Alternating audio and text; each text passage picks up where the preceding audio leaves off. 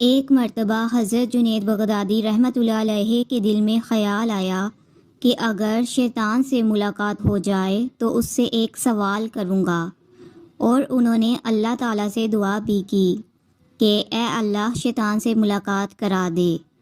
ایک دن آپ مسجد سے باہر نکلے تو سامنے سے ایک بوڑھا آتا ہوا دکھائی دیا۔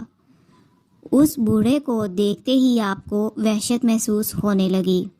آپ نے اس سے پوچھا، کون ہو تم؟ اس نے جواب دیا، میں وہی ہوں جس سے ملنے کی آپ کو آرزو تھی۔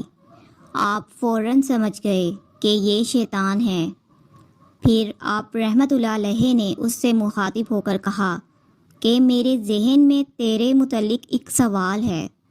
سوال یہ ہے کہ جب اللہ تعالیٰ نے تجھے حضرت آدم علیہ السلام کو سجدہ کرنے کا حکم دیا تو کس چیز نے تجھے یہ حکم ماننے سے روکے رکھا؟ کیا تو اللہ کی عظمت کو نہیں جانتا تھا؟ اس پر شیطان نے جو جواب دیا وہ سننے کے قابل ہے۔ اس نے کہا کہ اے جنید، آپ جیسا توحید پرست آدمی اور یہ مشرکانہ سوال۔ شیطان کے اس جواب نے کچھ دیر کے لیے آپ کے ہوش اڑا دیے۔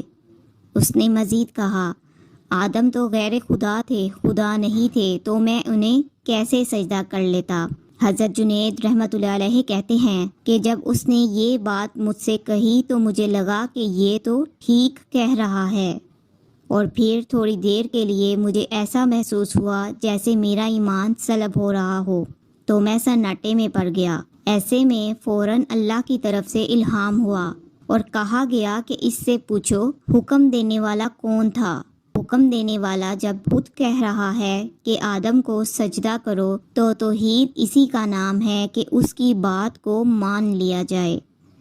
آپ رحمۃ اللہ علیہ فرماتے ہیں کہ اس الہام کے بعد میرا ایمان برقرار ہوا، ورنہ تو مجھے ایسا محسوس ہو رہا تھا جیسے میرے ایمان میں تزلزل پیدا ہو گیا ہے۔ یہ الفاظ سنتے ہی شیطان وہاں سے فوراً غائب ہو گیا۔ تو یہ تھی شیطان کی عیاری و مکاری۔ ہم امید کرتے ہیں کہ آج کی یہ سبق آموز ویڈیو آپ کو پسند آئی ہوگی۔ مزید اچھی ویڈیوز کے لیے ہمارے چینل کو سبسکرائب کریں۔ شکریہ۔